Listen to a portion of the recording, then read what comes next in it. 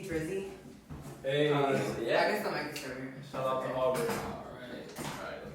Oh, it's great for me. Cool. Let me get your mic situated perfectly. Oh man, I am baked.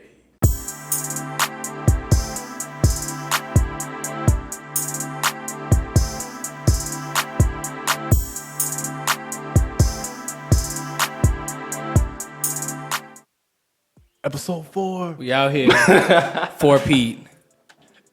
How you doing, dude? Shit, I'm good, man. I'm good. We running it up. I know, man. Another one for the people, man. Yeah, dude. So I guess we want to get to our format. Start off with the nerd out, man. What's going on in the tech realm, man? Yeah. So this episode, we really wanted to talk about. It's just kind of crazy now that we're growing up in this time, but the government's attacking these big tech companies now. The big tech companies of Google, Amazon, Apple, the giants, all that shit that we kind of grew up with. Now that the 2016 elections, after all that bullshit with Facebook and all the data leaks and shit, who would have thought that this application that every citizen was on might affect the outcome of an election? I don't know. Yeah, I must have been tweaking to think that. It must have been tweaking. We all, as kids, man, we literally have a whole generation of people that don't really look at the news media anymore, but only use Facebook. But Facebook and Twitter. We have like a generation of people running the country that look at the fucking news. I mean, the people in Congress are like my grandmother. Yeah. And my grandmother cannot send a text message. So like that just doesn't give me a lot of faith in like what our government's about to do for tech. Because like it's just very clear that like, the people who kind of understand this thing have like a superior edge to the people who don't. Yeah. Like, say what you will about Trump, but that nigga knows how to use Twitter. Like the shit he does and says are just like typical Twitter gaslighting politics. Like every fucking retweet you see that's like viral and da has like about as much information as like a Trump tweet. And it's like formatted the same way. Like either like just some headline meant to snap your attention that's highly controversial and like he's like for whatever reason. Trump's like one of those as seen on TV commercials, but on Twitter. Twitter. He just keeps hitting you with the same thing like, I'm right. They lying on me. They lying on me. They lying on me, bro. I swear to God, y'all voted for me, right? And his followers just like, they lying on Trump. They lying on Trump. They lying on Trump. Like, bro, like that nigga got 60 million followers. Yeah. That's brazy. But man, even Trump aside though, I think it's really interesting because we've seen like a lot of the issues that the U.S.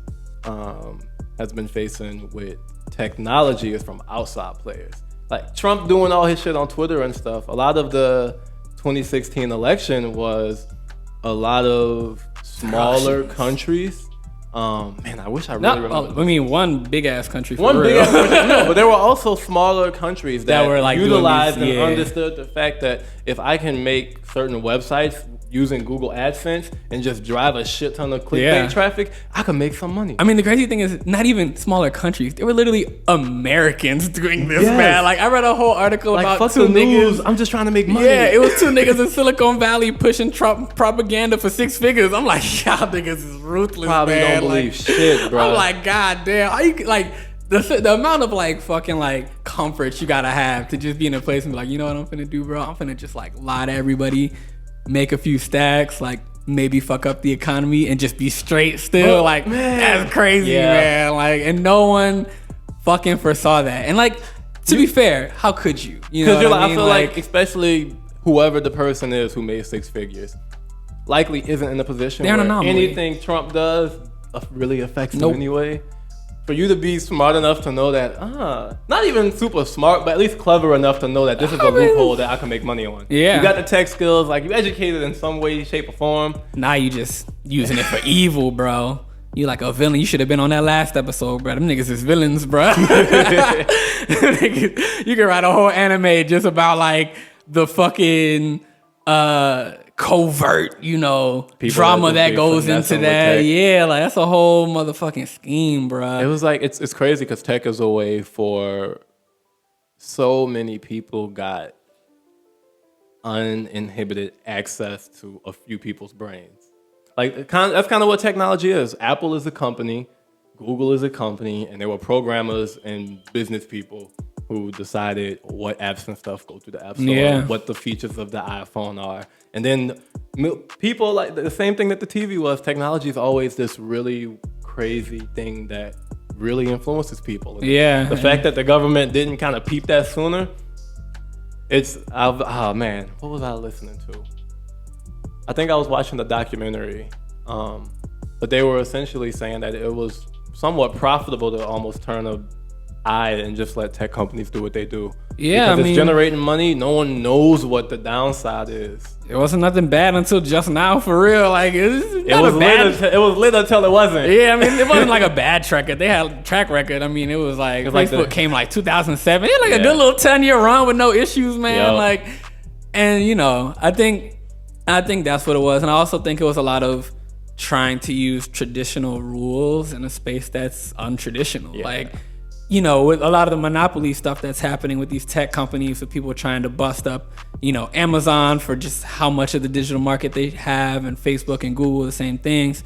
You know, they tried to play it like they did with old and shit. You know, like, you know, when they were busting up these old like oil trusts and shit, it was like, oh, like you an oil company, like we're not gonna buy the other ones. Yeah, we're not gonna let you buy the other 6 oil companies. Boom, that's easy. Like, but Google been buying shit from the start, but they've been buying things that aren't Google. Yeah, and it's like, oh, like, you know, and it's like they can masquerade as one thing kind of, and then do other things, and the government's like, oh well, I guess it doesn't. I don't know what Instagram does. Who cares if Facebook buys Instagram? Right. And like that was one of the cases where it's like, y'all niggas do the same thing. This shouldn't be allowed. like y'all niggas post pictures with text. Nah, we're not gonna let y'all just buy each other. Like, you know what I mean? And that was just one where you were like, y'all probably would just sleep for that shit. But like with Amazon, it's like, oh, we're a digital marketplace. And then we're also gonna sell server space. Like that seems innocent at first, but then when you think about it, it's like, oh, you mean you're one big ass app that's just gonna control all the resources for other apps? Yeah. That doesn't quite make sense. Like, and you're gathering information and usage patterns from these other apps in your databases. Some of them your competitors. Like, you don't have the legal rights to look at them, but you know, if somebody decided to. Hey, bro, open that Word document for me, bro. Yo, SSH up in that bitch real quick, bro. Open that text file. I'm trying to see what that company doing, bro. They pissing me off. Like, niggas keep buying shit they not supposed to, bro. Hey, delete they shit real quick, bro. They tripping, bro. Delete all they shit, bro. I'm tired of them, bro. That's hilarious. But I was listening to this podcast. That's hilarious. I was thinking, you know, I'll be on the computer too, bro. This man just gave me a verbal LOL on camera, bro. That's hilarious. Moving forward. Shame me. I'm fucking with you, bro. What you about to say? I was also just thinking, I was listening to this podcast where, you know, because China and India and a lot of these other international countries are just about at the point where they're on par with the US. Yeah. And there's actually like other countries where, you know, maybe China's not necessarily doing it, but like countries like India, they were saying that they have like technology companies dedicated to literally solving real world problems. Not so much monetizing or scaling up or getting the biggest reach, but literally dedicated to solving a specific issue in the country. Yeah. And I'm curious to see where the US ends up in all of this. Will our legislation figure it out? Will we not? I think it's hard for us really because of capitalism, dog. Like, I think I say this for like a lot of things. I haven't said it on the show, but I think just like aggressive capitalism kind of just poisons anything it touches. Like, and so like with us, we're just such an aggressively capitalist nation that anything we do is kind of fast money. Just gets the humanity just ripped out of it, and we trying to make money. Like, I mean, like again, like look at Facebook, right? Like, I don't know. Did you see the Black Mirror episode, man, with the tech company, bro, on this last season? I only watched the first episode so far. But, you know, he kind of talked about this thing where, you know, and it works in real life too, where it's like you think Facebook, like it's a simple app that nigga just made to holler at chicks in college, bro. Yeah. Like, that was it, bro. He ain't had no crazy world vision when trying to change. He's just like, man, like, I bet you I could code this shit. I see Shawty face. All the bad jokes on campus, bro. Bet, watch me do this shit. Like, and he did that shit, and it was lit, and like he was doing it for the fun. And then like once Facebook Mark got all the friends, bro. Yeah, and like once Facebook got big though, like I feel like all those like, you know, like they have teams dedicated to just making it more addictive and like analyzing the psychology, and like that's the kind of thing that just only comes once you make a certain amount of money. And like once you're just trying to drive, Squeeze. like just get every last cent out that mother. Like make sure they don't put that shit down, son. Like, and that like crush the competition. Yeah, right. It's not just like, oh, like, well, let's be see. competitive. It's right, because like again, like if this was something that we were really like, oh, how can we use this to like, you know, if our government saw Facebook and was like, oh, this is interesting, like what's the best way that we could like leverage this platform for like everybody? They would do some, okay, why don't we just try to like work on the security of this, work with y'all, get y'all a team, and let's have like a voting platform built into Facebook, like integrate some actual government services. Oh, everybody's on this thing? All right, well, cool. Let's actually leverage this as a way to like get in touch with our fucking citizens and figure out like what the hell going on.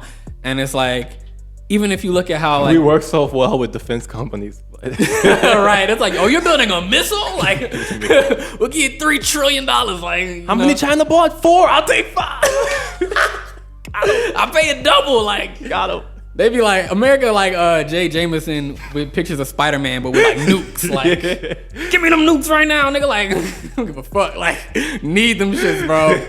This shit is crazy. But like, yeah, and it's just like, we don't have, I think like just overall as a nation, not as individuals, but like we don't have that like mindset of just like something like our government following things that are just for like the benefit of the people. There's like, I think we've just gotten to this some point. Competitive pull. There's always some agenda or like money behind everything. And so it's just like, well, if there's money and an agenda behind everything, well, of course the people with all the fucking money gonna just control the politics. Like, and that's why we have so many of these like fucked up policies and shit, is because it's just what rich niggas want. And so it's like with tech, it's the same thing where it's just like, oh, the people with all the bread just gonna like do what the fuck they want. And like the only like, as far as being like a black male in America, the only like kind of like positive spillover in that is the fact that like a lot of these tech company people are kind of liberal.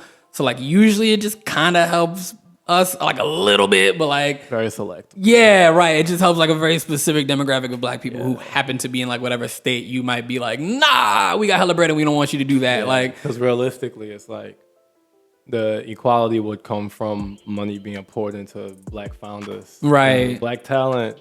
Yeah, like different than black actually founders. Helping black people. It's dope that I'm making a bunch of money, but you know I can't lead the company in the direction that actively influences the community. Like, but we on the up and up. We are, and I think the nice part about technology, whether honed or not reined in by the government, is we at least have an opportunity to understand how to like utilize it and make use of it too. Yeah, like it's. At the end of the day, technology is just people getting smarter. Yeah. And so, you know, maybe the people in control or the mass majority of the voters or whatever don't get it. But the people get it. Yeah, we get it. And we can continue to work, build on that, do what we need to do. Well, you know, you want to hear something kind of crazy too? I was reading this article and just kind of playing off that idea of how we were talking about how like these websites get kind of optimized and shit. I was reading this article that was just talking about how like, because the way the human brain is structured, right, we're very quick to accept information if it's in an agreeable format.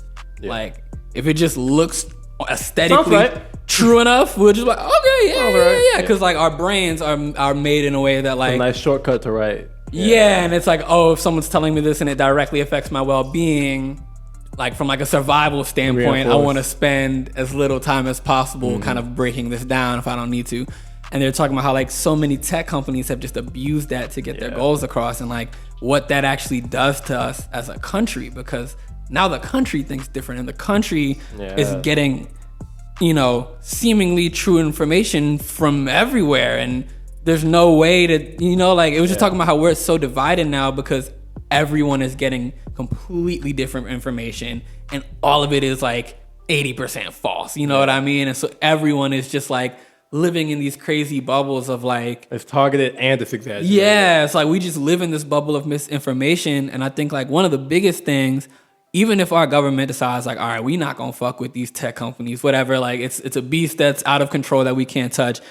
We at least need to be making sure that we're arming people with like, because like everyone's on technology, everyone uses technology well, but I think there are a few select people who like truly understand technology. Like there are a few people who understand that like when they're on Twitter scrolling, the shit that they see probably isn't real life. Whether that's like curated, exciting list of not much. like of the things that you told the app you like. So like the news you see is gonna be a hyper exaggerated version of whatever you believe, unless you're taking active steps to counter that. Unless you're making sure you're getting your shit validated. Yeah, and so like we need to be teaching people that like that is the way that we need to be using these things, and like that is like the kind of energy we need to have towards these apps and stuff, and just making sure that like our societal consciousness is at a point where like we're able to kind of sort through fake news and bad, because like there's so many tweets that I see on my actual timeline that I'm like,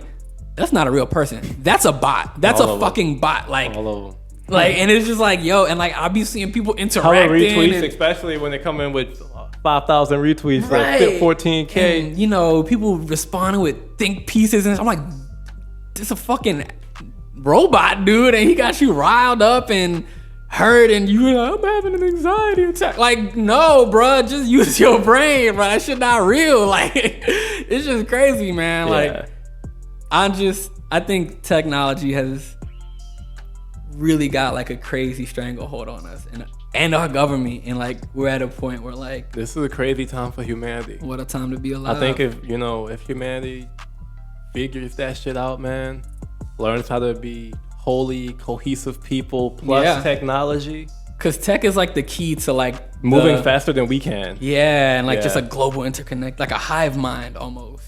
But like with free will. I don't know what that's called. With the hive mind plus free will, the God complex.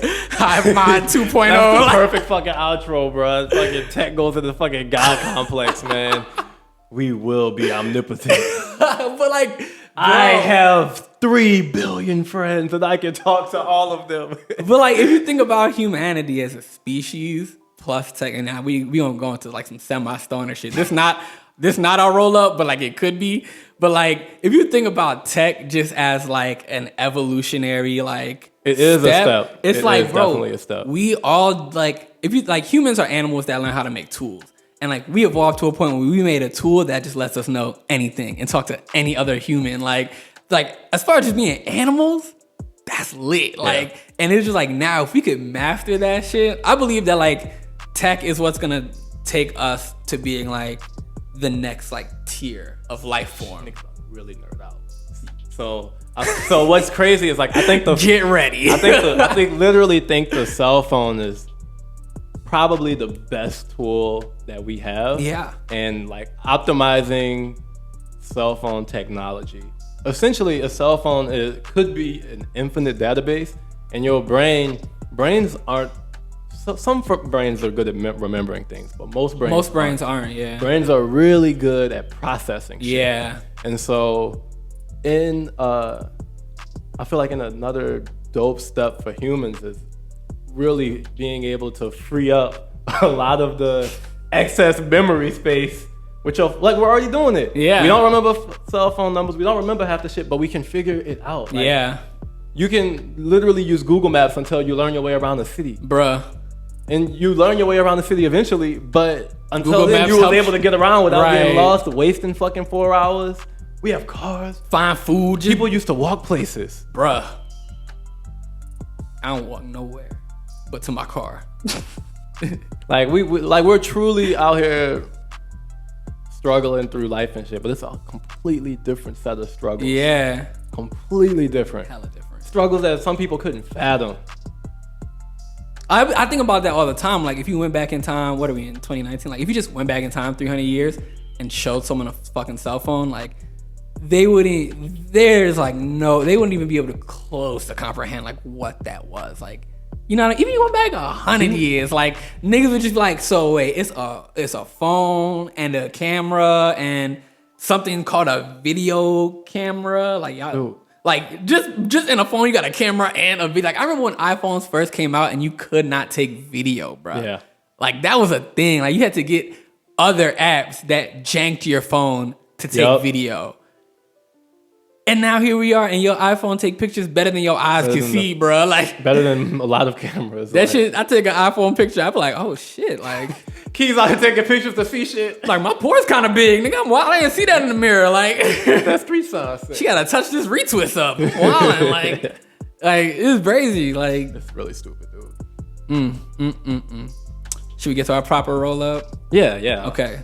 So for our roll up this episode, we just wanted to shout out just amazing black women in real life and non-real fiction and non-fictional black women. Black women, man, because black women are lit, man. Like, I mean, we came from black women. Yeah, I mean, bro, Darius looks as icy as he does every episode. She does more than me. Because good, you know? A black woman just puts his hand on him, you know, for like 10 minutes and just make sure he look right, and then boom, it's right there. Like, you see that bun? Nigga got a bun. It's wild. My nigga was losing hair. Then he got a black woman in his life, and now he got a bun. Not losing hair though. Like, it's genetic. I'm not. It's genetic. He's not losing hair no more, hair. but his ancestors was losing hair. Potential. It was some bald Kayes on the migration on the plantation. That couldn't figure it out for a while, but we broke that generational curse, man. We out here. Hey, won't he do it?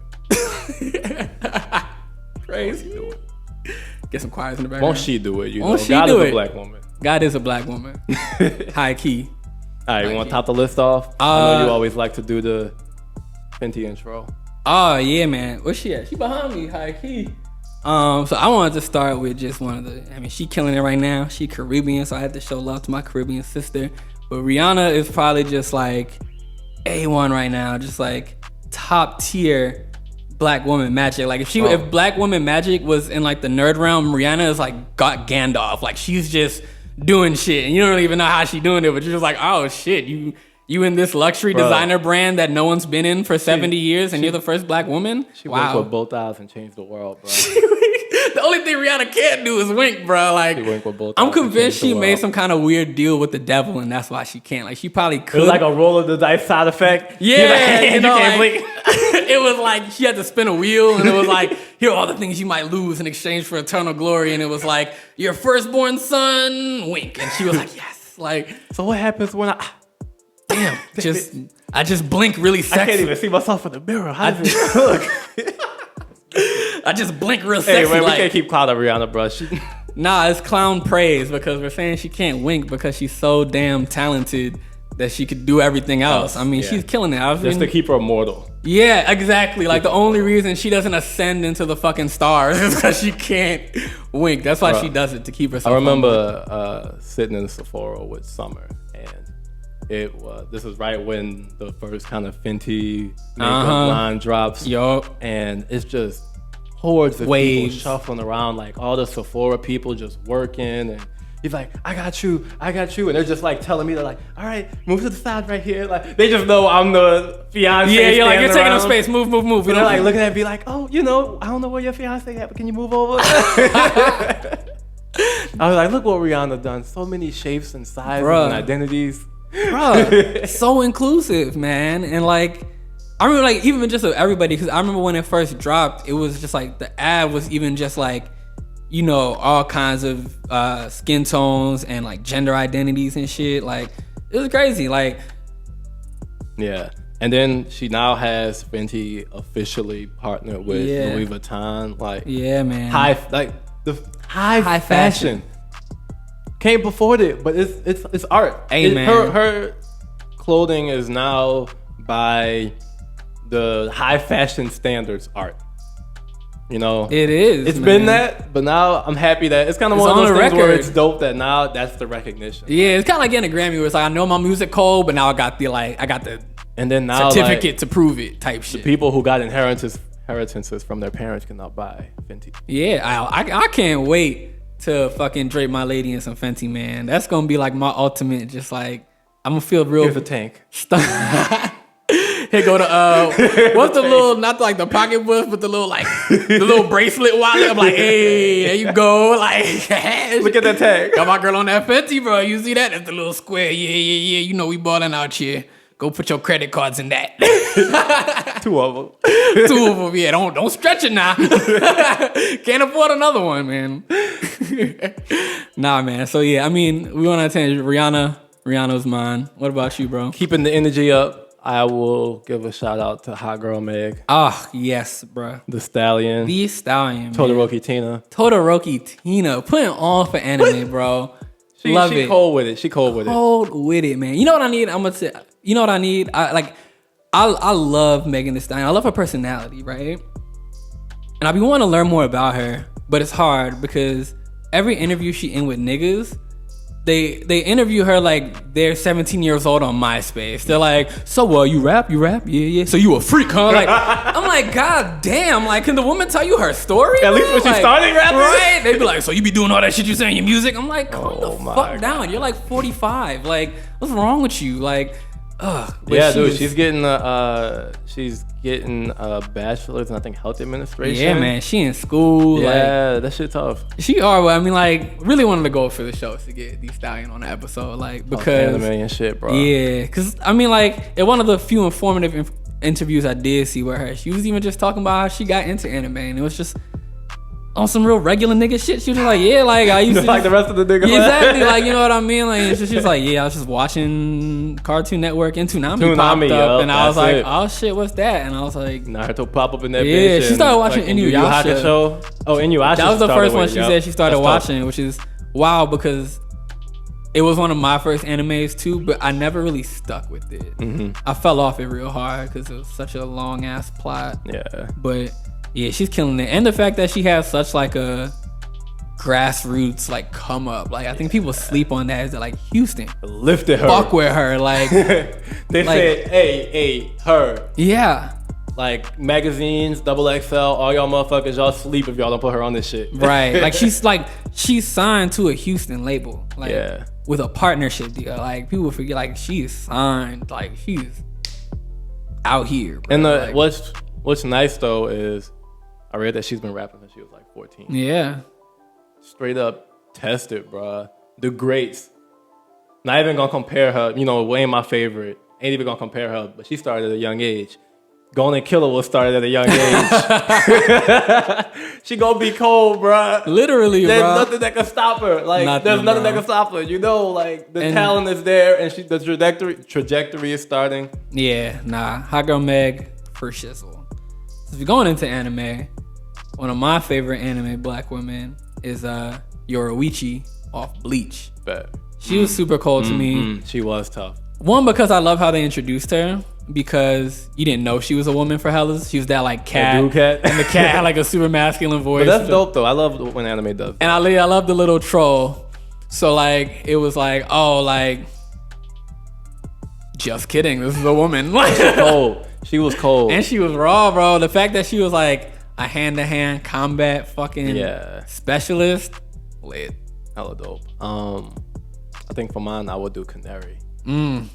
Yeah, man. Was cold. I loved her. She had like 2 stints in the Hunter x Hunter anime. Yeah. When they first introduced her, and she whooped all them dudes' asses and did the shadow step. The shadow step. Like some Michael Jackson moonwalking, right, bro. Killer was like, "You can do that." And that was, something slight I didn't want to tell you. Right, and that was like a typical like white man, black woman move right there. Like, let me teach you this move, and then her being like, "Oh wow. You can do it too." Yes, nigga. Like, like, you thought I was just weak? Like, I'm your bodyguard, nigga. Like, I gotta protect you. I gotta be able to do all the shit you can do. Like, what the fuck? Like, you would just do it. You thought I was gonna be weaker than you? Like, what sense does that make, bro? Yeah. Canary was hard. I always almost wish that we got like a little bit more of like a side arc. Which, I mean, like, just her role as like the butler, she was such a background character. But I almost wish she got like a little side arc with Canary. That would have been hard, just to like see her Nen power and shit. Because they told us where she was from. I think it would have been dope to see at least Canary getting to where she was when we got like introduced to her. For sure.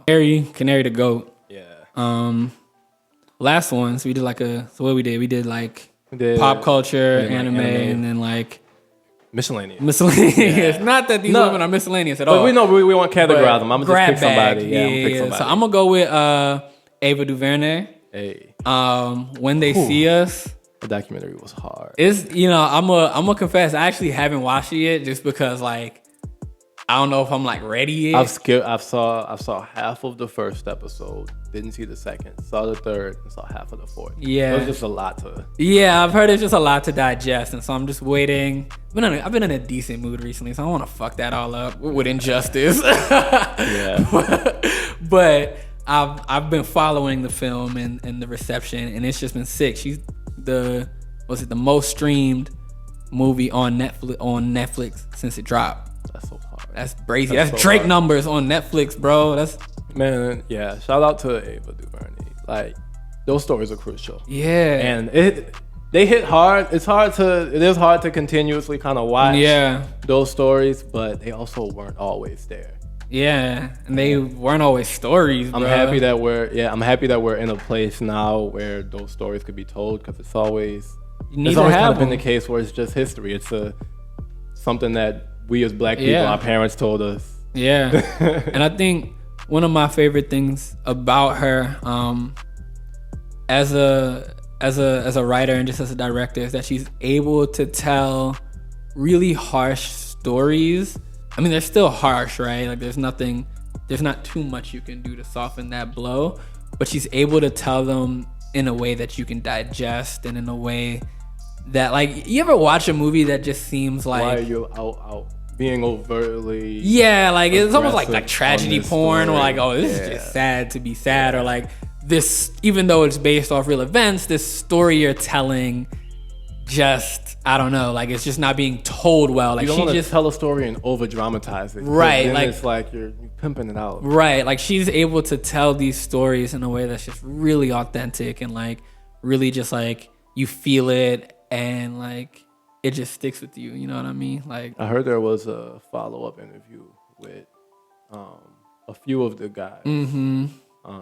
But I'm gonna go and peep that. I might never finish the rest of it, but I'm gonna go I gave it enough to get them streams in there, right?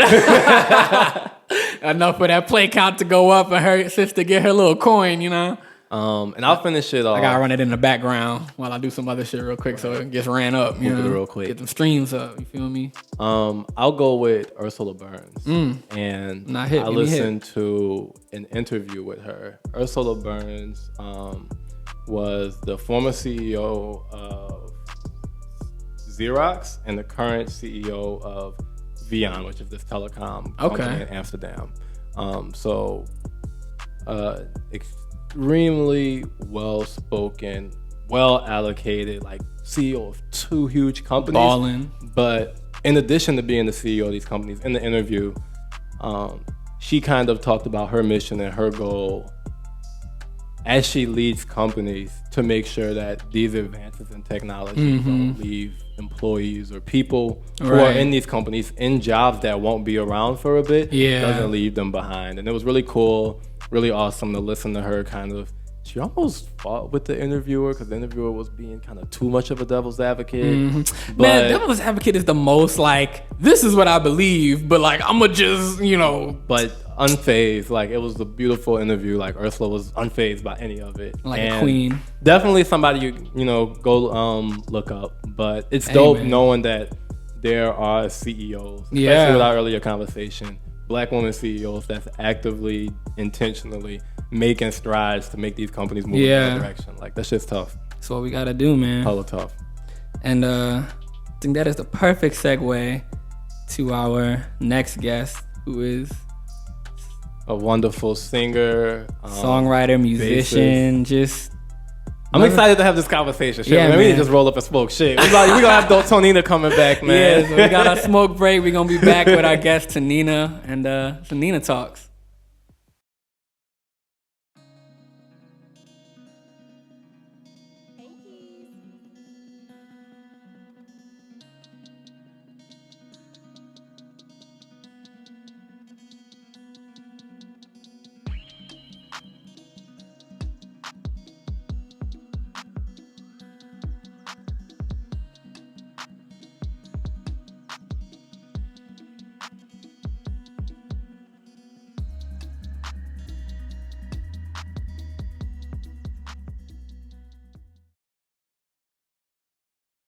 And we are back with the clacks. Oh man, back with Another the clacks. clack, another hit, man. That's what they say in the biz.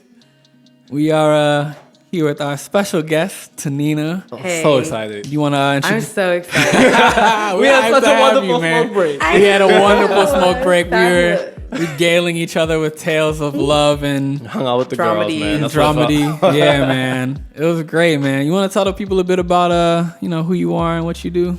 Hi, my name is Tonina Saputo. I'm from St. Louis, Missouri, and I play music. I songwrite and play bass and guitar. She is amazing Thanks. at all of it, bruh. So fucking Thank good. you. So you just dropped the album Saint Lost, and man, that shit is phenomenal. Thank you. And you just came off tour in Spain, which is sick. Can you tell us a bit about what it was like, just like performing in Spain and like? Where'd you record the album? Oh yeah, I recorded the album in St. Louis on Nice. Cherokee. Nice. So it was one of the reasons why I love just like the production of this album and like from the beginning to the end, the final product is that only St. Louisans were in control and helping me out with it. That's Like, hard. from the musicians to the producer. Which studio did you record at? Native Sounds. Nice. It's, on Cherokee in Iowa. Nice. And I felt so comfortable Yeah. there because my friends were recording with me, With the and homies. my friends were actually engineering the album and producing it. It So- sounded so good. That shit is Thank you. crispy And as I fuck. feel that, like there's no better feeling than like playing with your friends. Yeah. And like if you're all a good hang and you all just like really trust and love each other, there's no better Energy there. energy just a that you vibe. put into your music. Yeah. So Hell yeah. I feel that completely with them. But yeah, I was in Spain this past week. I was there for only a week. I think I played 5 shows, so it was Damn. it was heavy duty. But I love Spain. Like I used to live there. Yeah. So I lived in Valencia, which is on the east coast. It's like a beach town, super chill. It reminds me Hey. of San Diego. So it was like my second home. Yeah. And what I've noticed about performing abroad, especially in Europe, is I feel more of a appreciation for music, for music in general, but specifically like African diaspora music. Yeah. Yo, So like specifically like jazz, and that's where like a lot of like jazz artists from St. Louis went. Miles Davis went to Paris. Yeah. Nina Simone went to Paris. Maya Angelou. Josephine Baker. Like all these greats, and specifically from St. Louis, going to Europe to really hone in their craft, Yeah. and then also, present it in front of a different audience that I feel is truthful with their history and acknowledges their history. Yeah. And looks at America's history Yeah. like damn. So like but especially like the black artists, there's so much more of an appreciation I feel. Yeah. But I think it's fact, like just judging, Miles Davis, Nina Simone, like all Yeah. these greats who over there, even activists. So that's why I really do like performing. That's hard. In Europe. It's different audience. It's weird because everyone stays quiet. Like during your performance, Yeah. it's no like People be listening to shit. Yeah. Like, right, they're actually listening versus like I'm so used to like being in like the jazz world or like a lot of like Black Americans who were Christian growing up, hearing that like it's that constant like That church call that and soul, response, yeah. Oh yeah. call and response with the music and even the words that hit you. If it hits you, you're saying, you know what I mean. You're gonna react physically. Go ahead on that. Yeah. right. Ad do libs that damn shit. near. Yeah, so that's kind of different, but My God. yeah, my God, like, Amen. so that's why it's different, but the appreciation is there, Yeah. the love is there. That's tough. How did you feel when you saw Sir Davos in the crowd? Like, Oh my God, did you fucking lose it? You Like, 'cause saw that? cause I fucking love Game of Thrones. So Yo, I saw that and oh I was my like, bro, God. like that must have been fucking sick. Yo, when I like, tell you, because he's my all-time favorite character. He's a lit ass character, bro. Like he did his thing, bro. Other than their direwolf, that is like, or what's his name? Snow. That's Snow, right? Other than Snow, Sir Davos is my favorite like human character. A real nigga through and through, yeah, bro. a real Negro. And so when I tell you he's like the most loyal, most respectful, he has nothing to gain. He was just wants out everybody here, else bro. to be happy.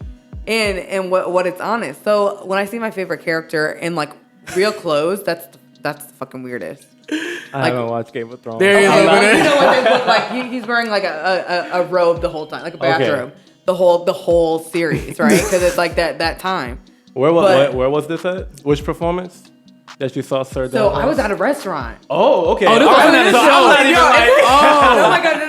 If Okay, this was cool. at a show, Okay. I wouldn't. That's why I thought this. go. I thought he was at your show, and I was like, "That's crazy!" That's not who the fuck Like, I am. No, this is at a restaurant. got you. Like, Still no. If he was in the audience, I wouldn't be able to go. that was gonna be my next question. Was like, bro, I would have been can't. too hyped to like perform, bro. Sir Davos, like, I'm nerding out, like, you know what I mean? Like, I wouldn't be able to help All it the out, shout-outs. think, bro. Like, I couldn't.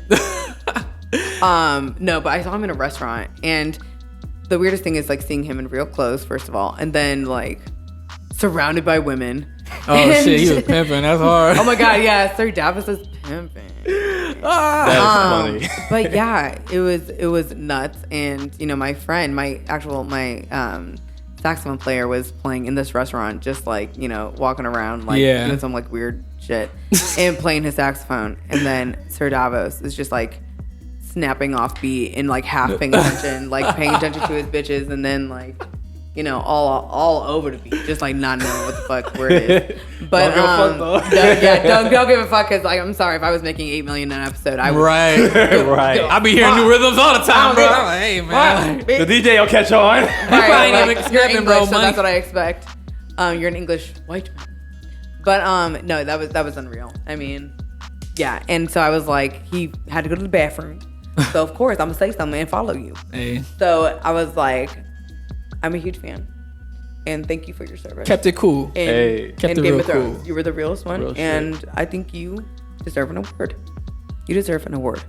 So If I had to be spontaneously approached, not even spontaneously, because that probably happens all the time, but I feel like that's a great. that is Yeah, hey, that's how I you was pay That's like, homage to that's like a little somebody. elevator pitch of like, It hey, I wasn't just wanted to scary. say what's up. Yeah. you know, short and sweet. You know, I'm here Yeah. to 'Cause deliver hope to this see- thanks to you, not ask The you for thanks- nothing. Yes, I don't want to. Yeah, I'm we don't need to delivering do a all thanks this. to you in return. I already got my pictures. I'm gonna Photoshop myself in it today, so it doesn't. Yeah, it's okay. Been snapped up before we talked. Yeah. No, but and he responded with, "You look fabulous," and I was like, Hey, it's a "You're word. the only man. It's a word. You're the only man opinion I care about, that I give a shit about. It's you, Sir Davos. Thank you for your service. Shout out. He's a real hero. He is, man. He served the country. Long live Sir Davos, bro. I'm proud of y'all of the Game of Thrones. Sorry. Just wait till you I'm sorry, watch man, it. When I like- tell you, I used to be like you. I used to be like. I want him to see the light so bad. Like, When I tell you this shit, Sound like a is- cult, but- it's life changing. Sounds like a call. It's life changing. Just it's wait. We gotta it's do the it type before of and show after. you I'm not even So- trying to be one of those people that's like, you know, I don't watch Game of Thrones. But just wait till I your just- I world just is exist. flipped.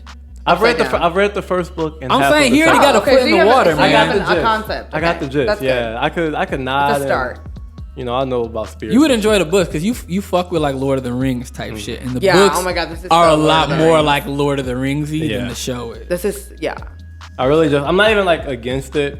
Yeah, It's I'm just saying. One day I It's hope like you. somewhere on the queue. One It day I just- just yeah. hope you find the time to do. I it. just procrastinated, you know, because there's so much pressure to like get into it, know all these characters' You gotta have names HBO. and like all the white people in it. Like, how do I keep track? They No, keep but dying. like, they all look alike. I'm just kidding. But no, yeah, it happened in winter for me. Mm-hmm. I don't leave my house in winter. I'm not made for the Facts. snow. Blacks aren't supposed to be Nope, cold not in our weather. genome. That's true. But so winter was a perfect time for me to watch it, That's and I got through it, and I felt like I was part My of first- the cast, and you know, My first winter here in St. Louis from New Orleans legit went to hibernation. oh yeah, Just This didn't is go a to like lot half my colder. classes. I'm I dead, just yo. can't. Like I there's can't. snow on the ground. I What do I can't. do? Yeah. The it's first like, few what is times this? out, I kind of slipped. It's terrifying. It was enough. It was enough negative reinforcement. Like, this isn't. I'll try again next winter. Yeah, people don't know that Missouri gets cold. Dog. It gets freaking cold. Cold as fuck. I didn't know that when I came here, bro. Really? Oh, because you probably thought it was the South. Nah, I didn't really know. I'd never been to like the Midwest before, so I didn't know just like weather wise. Like I figured it would be kind of close to Maryland. I was like, we just going parallel, so like I don't think too much could change. Like, but it's not that different, but it's enough difference. Right? That, like I was like, oh, y'all hit like zero. Yo, Y'all real. hit negatives. I hate this shit. We don't really literally, hit negatives in that, man. Like it get cold, but we don't hit negatives for real unless it's like a bad day. I was gonna ask that. You know what I It's mean? like on the coast. So like, yeah. So like we'd get cold, but like never anything that I was like, wow, I want to jump off a building. No, literally. Like I got into for St. real. Louis, I was like, what the fuck? Going from Like, warm climate to cold Yeah, climate, this nigga struggling. where it's just always cold for a period of time. Struggled. I felt like parts of me were being broken down to be rebuilt. Maybe I'm different. No, I'm not for the real. same Darius that. Absolutely. It's funny, man. I was like with this nigga the first time he saw snow. Oh, so you really, really, Yeah. really never Really. saw. Like I put my hands out on that shit. Did you I eat ain't it? have Did no you eat gloves some? on, and my hands like I started losing feeling in them. And I ran inside, put You're some like, hot "What's water on that happening?" bitch, and was like, "Oh hell nah!" Like what? I remember that shit, bro. He was like, oh shit, it's This is snowing. dope. I'm like in my walking ass. around. I'm hype as shit, bro. Like I'm here like a fucking killjoy. I was like, give it 15 I minutes. can't. It'll wear off. It's like no one looks good in Winter clothes. No one bruh. looks good in winter. Like you can't get a sexy, Michelin jacket. It's true though. It's true though. I didn't even have like a cool looking coat. No, everyone looks a mess. Like Yeah. I came up on somebody's door face once. No, yeah. I was like, damn, all right. That's such No, a but for nigga. real. I tried to sentence, return it for a bruh. little bit, and then it's like, it didn't come through. I was like, I tried. I did my good graces in the world. I got myself a nice North Face to put under Hey. a coat. I mean, because you it's need what you gotta multiple do. coats in Do this what you fucking gotta state. do, man. That's what you gotta do. Shit. So just to talk some more about the album, we was on a crazy tangent, but I love it, bro. Yeah. We went from fucking Winter's coming. Spain to Game of Thrones to winter. Wow. We got like They're all connected. all connected, bro. Watch the highlights. But to bring it back to your albums, you were talking about like the band dynamic earlier, just how you really love playing with your friends and how lit that is. Can you talk about like what the songwriting process was like on your own, and then like with the band, like actually making the music? Because like the music is actually just so amazing, like and so good. well like Thank you. arranged and like Yeah. just like Thank all of you. that like written, like it's really just So this album was written. It's a mix of songs that were written when I was in my junior/senior year of college, when I first fell in love with like my long-term boyfriend, and like just being away because he's from St. Louis and I was going to school in Boston. So just like, really experiencing what I thought was love at the time, and like, so writing about that. Then also like being super homesick because I hate Boston. I hate it. It's just like, yeah. I feel that. The first what's time up, I what's didn't up, Brent? feel it, What's but up, that Boston? second time I felt no, it. yeah. No. She had a ring to it. She said, I hate it. I was like, damn. And then she was like, I hate it. Nah, but like, just like being homesick and then also being in a city that you did not feel like you belonged in. And so my songwriting process was like basically me and like my guitar in a dorm room. hey, that's really dope. Call me the Black Taylor Swift. I'm just kidding. No, but yeah, so I was just like super homesick and like, would just like write and, and then when I moved back home, like a whole new, whole new Tonina, adulting for the first time, not living with my mom, but like being in the same city as her, and then just like parenting myself as a Black woman, because my mom's white, she's Italian, so it's like quite different realities, so just like all that shit mixed into one is this album. And so the songwriting process was me, one instrument, and then these stories of my own life and where I was like transitionally, and then also like I would read a lot. Like I like to read, so and I was studying Africana studies, so I was reading like a lot of Toni Morrison and Audre Lorde, and so and like James Baldwin, and so these people and their characters really influenced me, and I felt very connected to them. So I had to put it in a song. That was like my coping. Like Nina, is that so? I'm trying to like kind of looking through the album now and kind of hearing this story. What kind of songs really came from different influences, if there are any like correlations? I just thought of Nina for one. Oh, like influence that I just talked about? Yeah. So my song Mercy is based off Toni Morrison's Mercy. About like, so this song for me, there's a character in there. She's a slave girl and her name is Mercy. And so I was imagining myself as Mercy. Like, what the fuck? I've never like actually like imagined slavery. Yeah. You know, we see it like fucking Django and like 12 Years a Slave and like, you know, Roots and shit. Like, you know, that's our idea of it, obviously. We get images of like slavery. Sat down and meditated on it. Like, but when you actually just like sit down, close your eyes, think about yourself in like fucking Nigeria or Ghana or Mali or Gabon or like Sierra Leone, okay? You're being kidnapped. You're being put in contraptions. You're seeing like pale people that you've never seen before. Obviously, instinctually and biologically, you're going to think it's the enemy, right? So you're going to shock, you're going to panic, you're anxiety attack. Families, where are they? Put it in the bottom of a ship. You guys know what slavery is. Yeah, like niggas is wildin'. I mean, like, you know, I mean, yeah, but like, so we know this like throughout history, but I think a lot of people have never just like sat down for a second and fucking imagine yourself in that situation. And your line. Like, this isn't long ago. yeah. Bruh. This isn't long ago. Yeah. Like, it's yesterday. Great grandparents. So the fact that we know it's a great grandparent, right? That's yesterday. Yeah. It's not great. Bruh. Like you ain't gotta look too far. Yeah. So, and it's a very interesting concept We that have access to stories. Right, like run it back. Legit, it's very interesting the fact that like black people know, for the majority, know Americans know that their great grandparent, you know, was enslaved, right? But a lot of white people that I've noticed, and like even half of me being a white person, hashtag Rachel Dolezal. I'm just kidding. Oh my god. No. Oh my god. We just had flawless execution. Nina talks. Flawless. Season 3. I'm just kidding. Is it season 3? Bomb drop. You know, yes. funk flex with it. We out here, bro.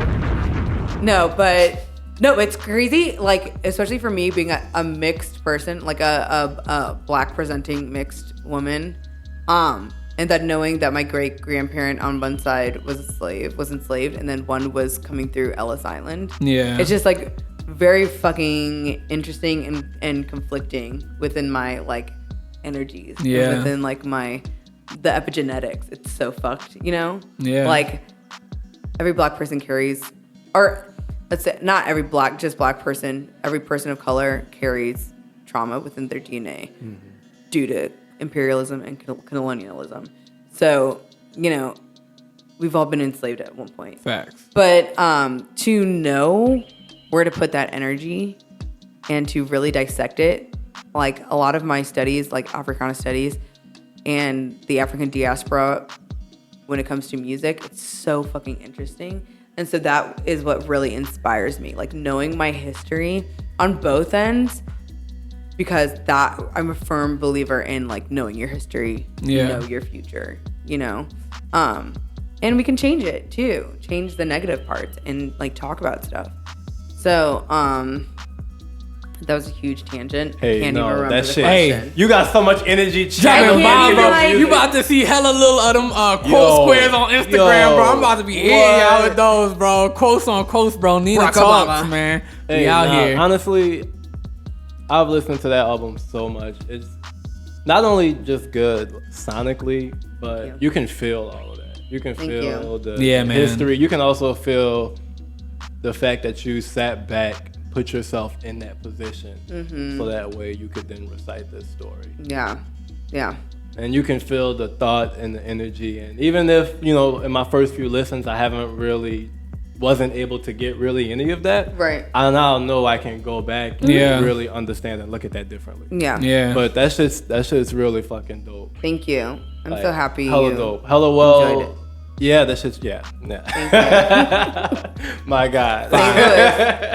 St. Louis. We out here.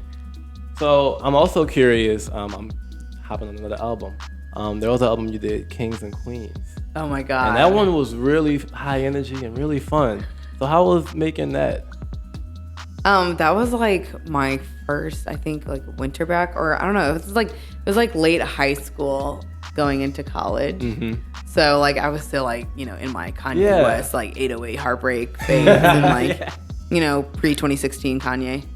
But yeah, like that was like what really got me, you know. That was fun. So yeah, I was just like, you know, recording with my friend Dylan. He was like producing the tracks, and we were figuring out like Logic together, and just Okay. like Fruity Loops.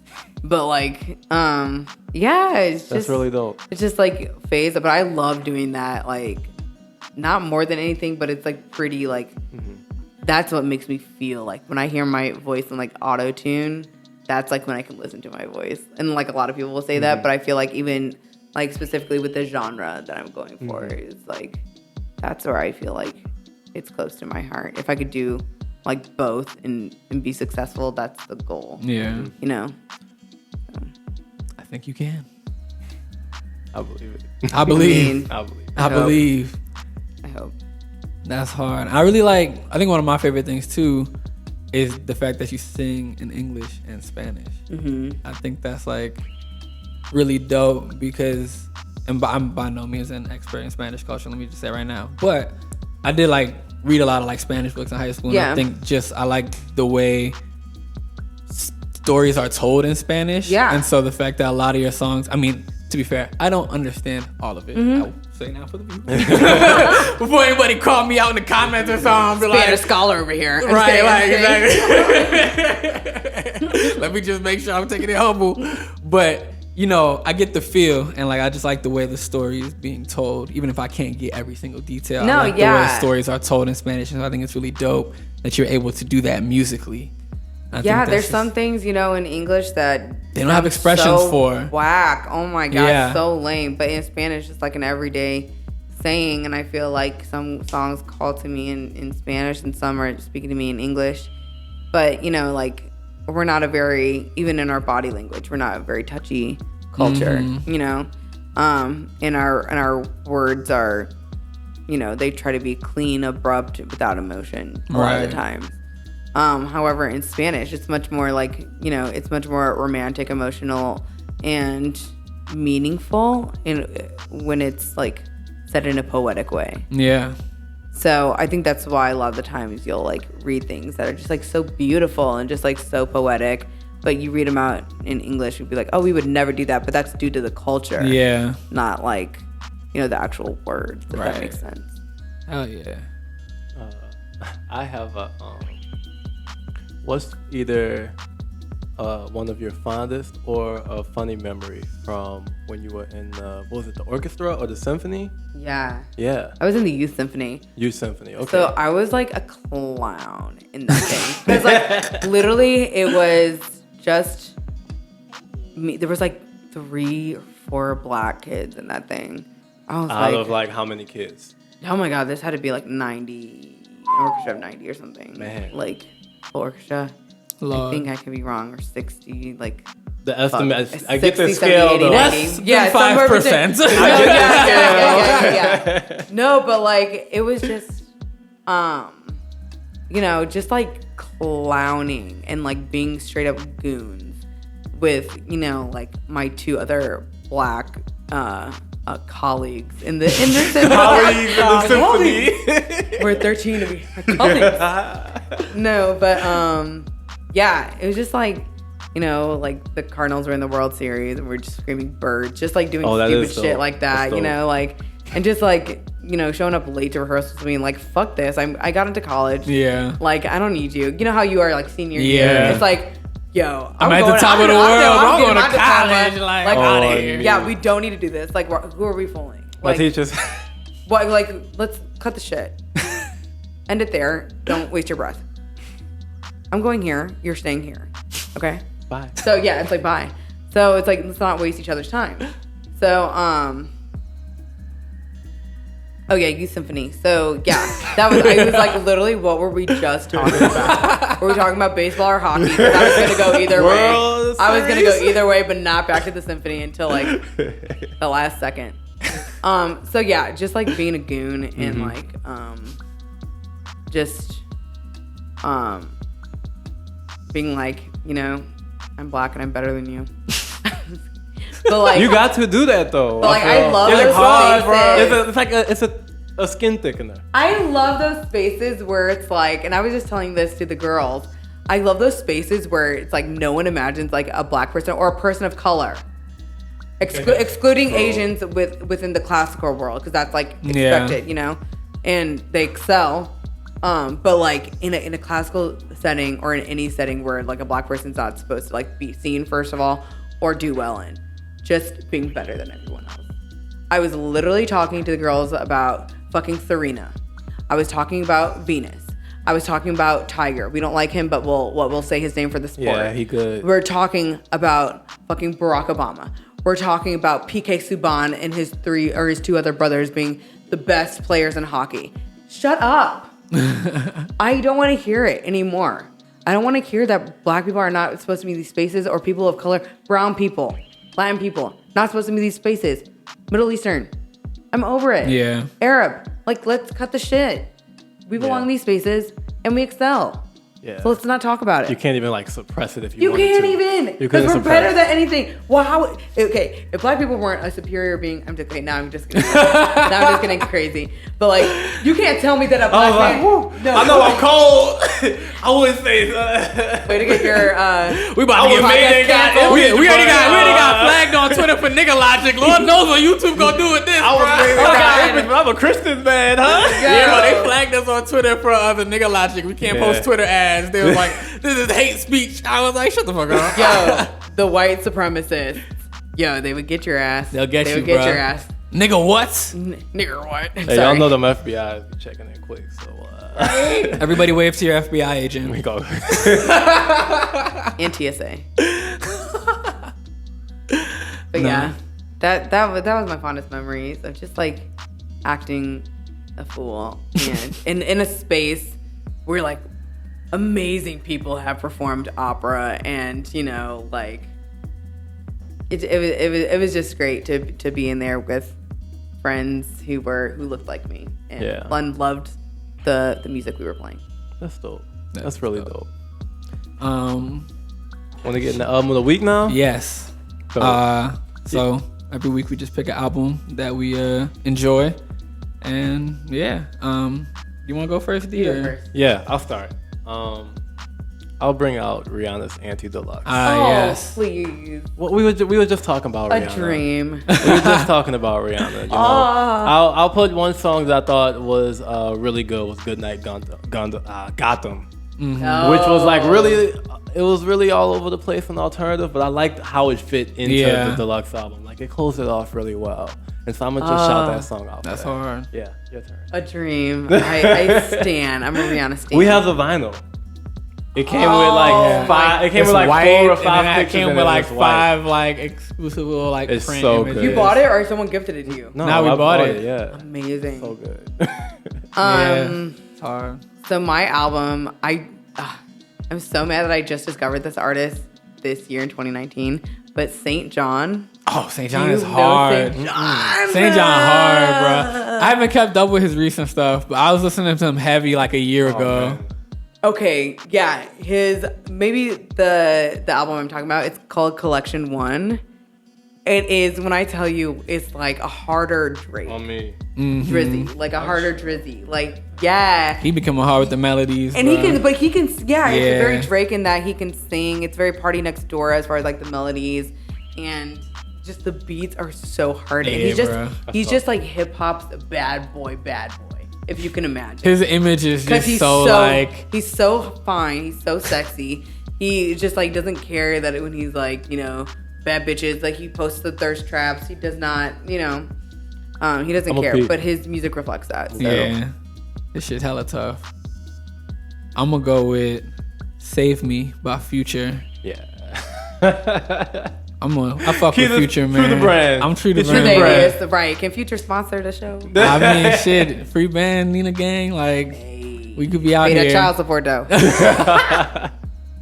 But nah, I thought it was a really hard album, and I fuck with like the like all pop R&B Future shit that he be doing sometimes, and like he tries different things out. He tries different things out. Like and like easily. just the sonics on the album scared. were like really dope, and like the things he was doing with his voice were like really interesting, and like the mixing and the production is really hard. Like I thought it was just, I mean, he did it, and it's like I feel like people be trying to play Future sometimes musically. Like he don't be doing like a real rapper. Yeah, like he don't be doing like raw ass experimental shit, and like he don't be getting bars off sometimes. Like there are songs for like Future just Of course be not. barring niggas up. Like just the number of tapes he's dropped just shows how well versed he is. Like Live from the Gutter. Like I was listening to Live from the Gutter. Like, amazing. That nigga bars up the first minute and a half of that song with just like the most like depressingly elegant tale of like trap struggle and come That's up. who he Like is. he writes his character. yeah, he writes bro. it really I'm like, well. y'all not gonna deny my man's that shit fire. The whole wizard shit. Wizard, bro. Oh my God, Wizard. That shit was hard, bro. He did everything on Wizard too, bro. He hit you with the